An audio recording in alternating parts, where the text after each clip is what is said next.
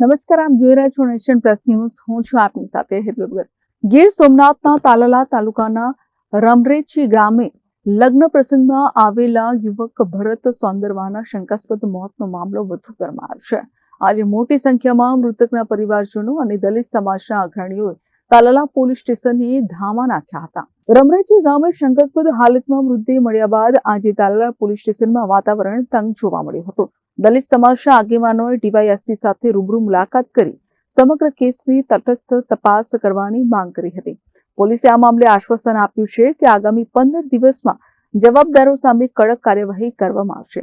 હાલમાં મૃતકના પીએમ એટલે કે પોસ્ટમોર્ટમ અને વિસેરા રિપોર્ટની રાહ જોવાઈ રહી છે, જેના આધારે મોતનું સચોટ કારણ અને આગળની દિશા નક્કી થશે.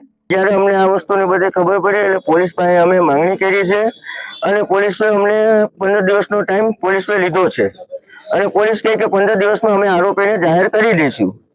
એના માટે અમે પોલીસને ટાઈમ આપ્યો છે. હાલ કેટલા લોકો આવ્યા છે અને શું રજૂઆત કરવા પૂછ્યા હતા તાલાળા પોલીસ?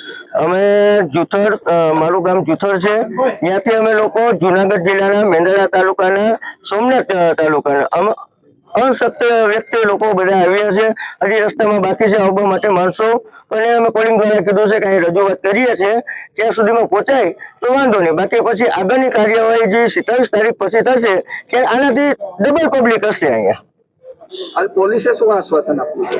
પોલીસે એવું કીધું છે કે હજી રિપોર્ટો બાકી છે, રિપોર્ટોના માટે અમને 15 દિવસનો ટાઈમ આપો, 15 દિવસમાં અમે તમને આરોપી જાહેર કરી દઈશું. પોલીસના આશ્વાસન છતાં પરિવાર અને સમાજમાં ભારે આક્રોશ છે. અનુસૂચિત જાતિના નેતાઓએ ચીમકી ઉચ્ચારી છે કે જો 15 દિવસમાં આરોપીની ધરપકડ કરવામાં નહીં આવે તો સમગ્ર ગીર સોમનાથ જિલ્લામાં ઉગ્ર આંદોલન છેડવામાં આવશે.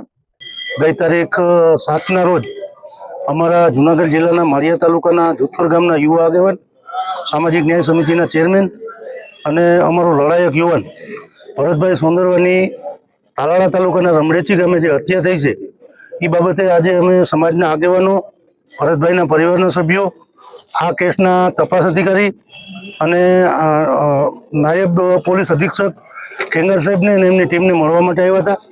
આજે અમને સાહેબે 27 તારીખ સુધીનો ટાઈમ આપ્યો છે. એફએસએલની અંદર ફોરેન્સિક રિપોર્ટ આવવાનું બાકી છે. રિપોર્ટ આવ્યા પછી ચોક્કસ દિશામાં પોલીસ કાર્યવાહી કરી શકે એટલા માટે અમે સાહેબને વધારે 5 દિવસનો ટાઈમ આપ્યો છે. 3 તારીખ સુધીમાં આ બાબતે પોલીસ યોગ્ય કાર્યવાહી નહીં કરે અને આરોપીઓને અટક નહીં કરે તો 3 તારીખ પછી અમે આખા જિલ્લાના 2 જિલ્લાના સમાજો એક સાથે મળી અને નવું આયોજન કરી અને જ્યાં સુધી ભરતભાઈને અને એના પરિવારને ન્યાય નહીં મળે ત્યાં સુધી અમે લડત ચાલુ રાખશું. યુવક ભરત સોંદરવાના રહસ્યમય મોતે તાલાલા પંથકમાં ચકચાર જગાવી છે. આત્મહત્યા નહીં પણ હત્યા છે એવો યુવકના પરિવારજનો આક્ષેપ લગાવ્યા છે. ત્યારે હવે પોલીસ 15 દિવસમાં સત્ય બહાર લાવશે કે કેમ તે જોવું રહ્યું. Mahesh Dodiya, nation plus news, Gir Somnath.